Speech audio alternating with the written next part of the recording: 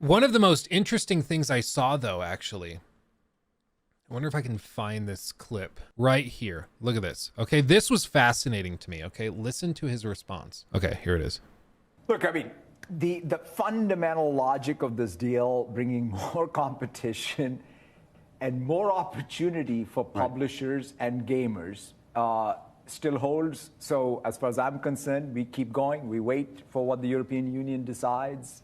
We have a process. We obviously respect the sovereignty of the United Kingdom and the CMA to decide what's Wait good, for it. in that Could you country. ever see an age where you would sell the product in the U.S. if it was approved, sell the products in Europe, and not sell it in the U.K. if they didn't approve it? Would you ever consider selling your products everywhere else but the UK if they don't approve the merger? Basically, okay, the UK is not into the deal. Do you just say, screw it, we're going through with it, and we just won't sell stuff in the UK? If it was approved, sell the products in Europe and not sell it in the U.K. if they didn't approve it? Let's wait for it all to play out. Were you surprised by this Very decision in much the so. UK? Very much so. Very much. Because in some sense, this is the most pro-competitive thing I've ever seen. And then most people will say that this is, Right. and in an interesting way, it is using, in some sense, a large company's ability to persist and go introduce more competition. Let's wait and see how it all plays out. Not a no. And so to be clear, there are analysts who have seen this clip who think that this is just him sort of making a veiled threat to the British regulators to be like, you're going to fix this? Otherwise, we might.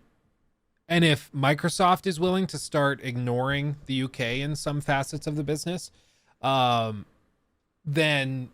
a lot of other companies would be more willing. And the UK already is hemorrhaging foreign investment. Like, people are bailing on the country pretty heavily. What I don't know, and I will not pretend to know this, I don't know if there are regulations in the UK to punish Microsoft and like Windows, their business there, versus just the Activision stuff. Like, if the Activision acquisition goes through, do they mean they just don't sell Activision products there? Or do they mean Microsoft can't operate in the UK? I don't know. I would think they could probably try to punish Microsoft by not allowing Microsoft to operate in the UK, which doesn't work. I mean, it just doesn't. Like, imagine Microsoft just like, yeah, nope. You can't sell Windows devices in the UK anymore. Like, that would be bizarre, frankly, and it would be really ironic because all of a sudden competition would take a bit of a nosedive. But it would be very, very funny. Yeah, if Microsoft left the UK, I think that would hurt probably the UK. I mean, honestly, if Microsoft left any country, it would severely hurt that country because pretty much all major computer systems for most companies are operating on Windows. Even like a lot of, like, I remember it leaked. People saw a picture of Tim Cook, the CEO of Apple. He was at a press event and he was like shaking somebody's hand, and his Apple Watch was in the frame, and people saw it had a Microsoft Outlook notification. So even Apple is using Outlook, Microsoft product, for their email services, which I understand because the Mail app on Apple devices sucks ass. I don't care what anybody says. It's horrible. So, yeah, it's fascinating. I would really be shocked if they pulled out of the UK. I think that would be a bizarre move, but he, very intentional. Let's see how it plays out. Let's just see how it plays out. So the people in the UK, the regulators and people, start to sweat a little and think maybe we should reevaluate, especially because the UK's refutation to the deal, by all accounts, was very weird.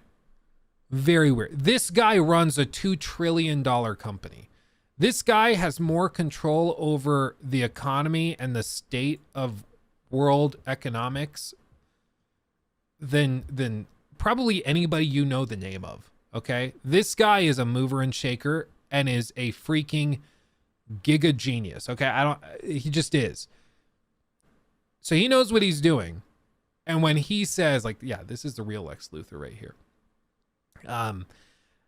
And so for him to leave the door open, I just found very interesting. Very, very interesting. So we'll see. But I don't know what will happen. I don't know why. My gut, I know it's only like a 35% chance the deal goes through at this point. Okay. In its current form, to be clear. They can still like rework things, only acquire part of it.